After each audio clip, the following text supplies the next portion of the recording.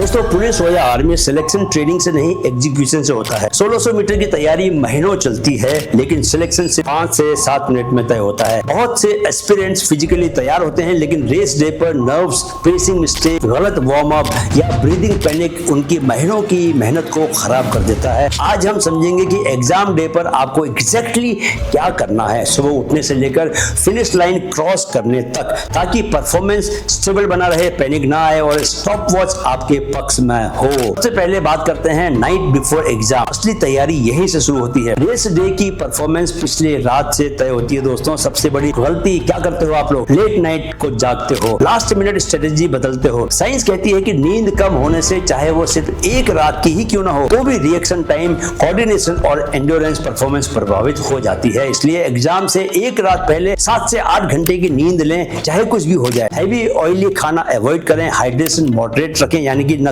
कम पानी पिए न ज्यादा पिए। शूज किट पहले से ही तैयार रखें, मेंटल रिहर्सल करें, अपने आप को कंट्रोल्ड फर्स्ट लैप दौड़ते हुए कल्पना करिए, इमेजिन करें, देखिए। याद रखो कि विजुअलाइजेशन यानी कि आंख बंद करके अपने को रेस दौड़ता देखने से आपके दिमाग में न्यूरल पाथवेज एक्टिवेट होते हैं और सारा खेला यही करता है। मैं दोस्तों विजुअलाइजेशन की पावर से चोट के बावजूद फुल मैराथन दौड़ चुका हूँ, 5 घंटे 5 मिनट में, हालांकि स्लो दौड़ा था। अब आते हैं दोस्तों रेस डे मॉर्निंग में फ्यूलिंग स्ट्रेटेजी क्या रखें। सबसे पहले तो दोस्तों खाली पेट स्प्रिंट मत करें, लेकिन हैवी मील भी मत लें।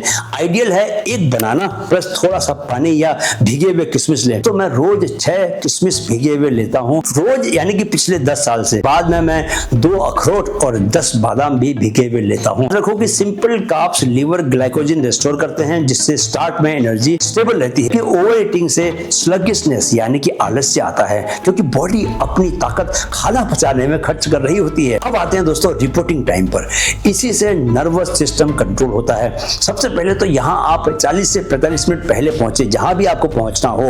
ना बहुत पहले जाना चाहिए और ना बहुत लेट जाना चाहिए, कि बॉडी गर्म करने का टाइम ही ना मिले। एग्जाम वेन्यू पर एड्रेनलिन नेचुरली आपका हाई होगा। एड्रेनलिन हार्मोन होता है जो कि बहुत हेल्पफुल होता है, लेकिन ज्यादा अगर हो जाए तो नुकसान भी कर सकता है। डीप ब्रीदिंग करें दोस्तों, 4 सेकंड तक इनहेल करें और 6 सेकंड तक एक्सहेल करें।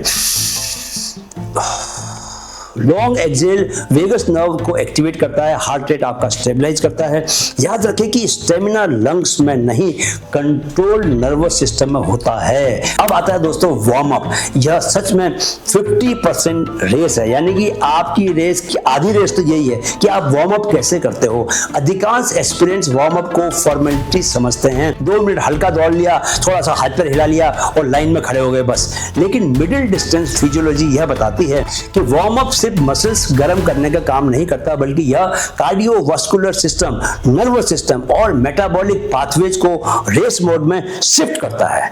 ठंडी कोल्ड मसल्स इलास्टिक नहीं होती दोस्तों। जब मसल टेम्परेचर कम होता है तो उसकी विस्को इलास्टिक प्रॉपर्टीज दोस्तों स्टिफ रहती हैं, जिससे फोर्स प्रोडक्शन इनएफिशिएंट हो जाता है और ग्राउंड कांटेक्ट टाइम आपका बढ़ जाता है। इसका सीधा मतलब है कि आपके जो कदम होंगे वो बहुत आलसी होंगे और धीमे होंगे और इंजरी रिस्क आपका बढ़ जाएगा।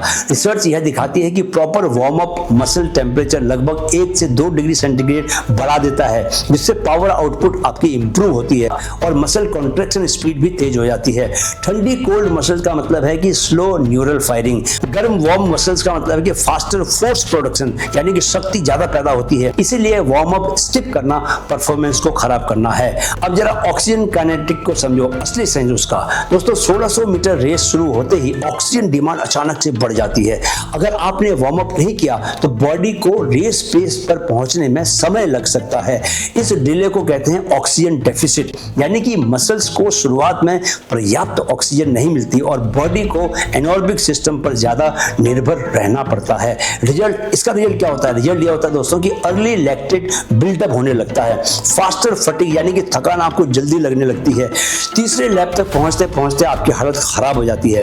Proper warm up oxygen kinetics को तेज करता है, यानी कि ऑक्सीजन अपटेक तेजी से बढ़ती है और एरोबिक सिस्टम जल्दी एक्टिवेट हो जाता है। इसका मतलब है कि रेस से पहले 200 से 300 मीटर में ही आपका एरोबिक इंजन ऑनलाइन हो जाता है।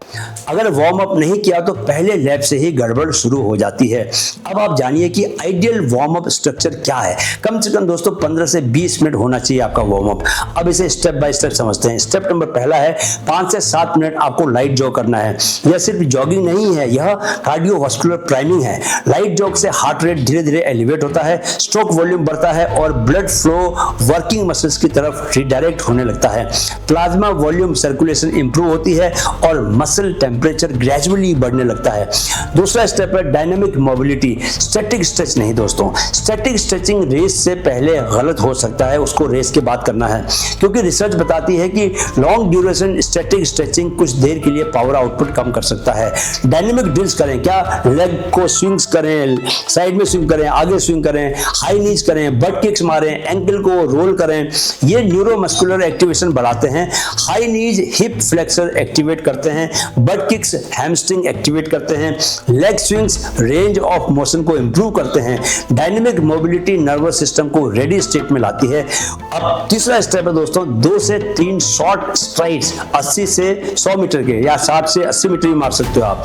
यह वार्म अप का सबसे इंपॉर्टेंट हिस्सा है, लेकिन एस्पिरेंट्स इसे स्किप कर देते हैं। बहुत सारे लोग स्किप कर देते हैं, नहीं करते इसको। स्ट्राइड्स का मतलब स्प्रिंट लगाना नहीं है दोस्तों, कंट्रोल्ड फास्ट रन करना है। रेस पेस के आसपास 60 से 80 मीटर दौड़ना।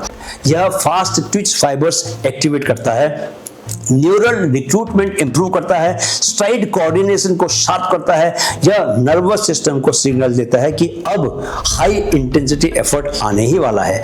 रिसर्च बताती है कि pre race strides reaction speed और मसल फायरिंग सिंक्रोनाइजेशन को इंप्रूव करते हैं। अब जानिए दोस्तों कि वार्म अप के साइकोलॉजिकल बेनिफिट्स क्या हैं। दोस्तों वार्म अप सिर्फ फिजिकल नहीं, मेंटल ट्रांजिशन भी है। Structured warm up anxiety reduce करता है। अपनी फेमिलियर रूटीन फॉलो करती है तो ब्रेन कंट्रोल मोड में रहता है, पैनिक मोड में नहीं जाता। एग्जाम डे पर नर्व्स हाई होती हैं दोस्तों, warm up rhythm psychological stability देता है। अब आप पूछोगे कि विदाउट वार्म अप क्या होता है, तो सुनो दोस्तों, फर्स्ट 200 मीटर में ऑक्सीजन डेफिसिट आपको मिलेगी, ऑक्सीजन पूरी नहीं पड़ेगी आपको। लैक्टेट बहुत जल्दी आपका बढ़ जाएगा, जिससे मसल्स में जलन होगी, मसल्स आपकी स्टिफ हो जाएंगी, ब्रीदिंग अनकंट्रोल हो जाएगी और इंजरी रिस्क हाई हो जाएगा। यही कारण है कि कई एस्पिरेंट्स फर्स्ट लैप में ही आउट ऑफ कंट्रोल हो जाते हैं। यह समझ लो दोस्तों कि वार्म अप स्वेट निकालने के लिए नहीं है, warm up nervous system synchronize करने के लिए है। रेस शुरू होने से पहले हार्ट रेडी होना चाहिए, लंग्स रेडी होने चाहिए, मसल्स तैयार होनी चाहिए, ब्रेन तैयार होना चाहिए। जान लो कि 1600 मीटर में वार्म अप लग्जरी नहीं है बल्कि हथियार है।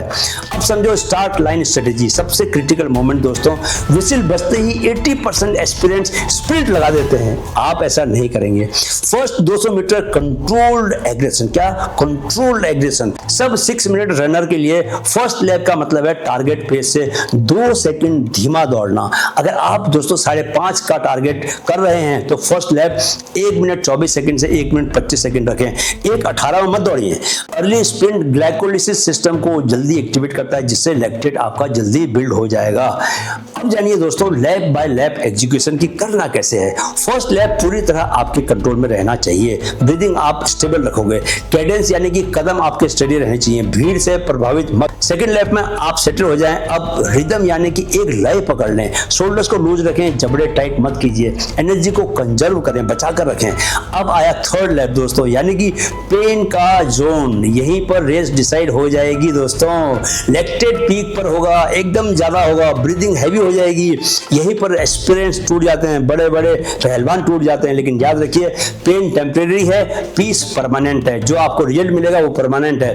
ब्रीदिंग पैटर्न मेंटेन करें, 2 स्टेप इनहेल, 2 स्टेप इनहेल करें, 2 से 3 स्टेप एक्सहेल करें। एक्सहेल को इनहेल से थोड़ा सा लंबा रखने की कोशिश करें। फोकस पुश बैक पर रखें, आगे भागने की कोशिश मत करें, यानी कि लंबे कदम को मत फेंकिए, कदम को पीछे खींचे ताकि बॉडी आगे जाए। और अब आता है दोस्तों फाइनल लैप, यानी कि आपका कैरेक्टर, आपका चरित्र, आप किस मिट्टी के बने हो यही मालूम चलता है। अब कैलकुलेशन बंद कर दें, अब कंट्रोल्ड सर्ज करें। लास्ट के 200 मीटर में आर्म्स के स्विंग तेज कर दें, फुल स्पीड में कर दें, स्ट्राइड फ्रीक्वेंसी बढ़ा दें, अब 180 की रफ्तार में भागेंगे। ये लेग्स नहीं दोस्तों, विल पावर की दौड़ है।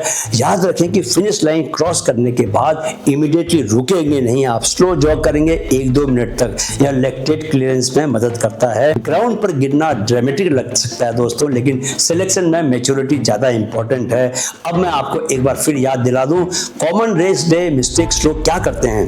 ज्यादातर लोग ओवर ईटिंग कर लेते हैं, वार्म अप स्किप करते हैं, फर्स्ट लैप में बहुत तेज हो जाते हैं, स्प्रिंट लगाते हैं, ब्रीदिंग पैनिक करते हैं, दूसरों से कंपैरिजन करते हैं। रेस डे पर दोस्तों हमेशा ये गलतियां मत कीजिए, बल्कि खुद से कहिए कि पहला लैप में पूरे कंट्रोल में दौड़ूंगा।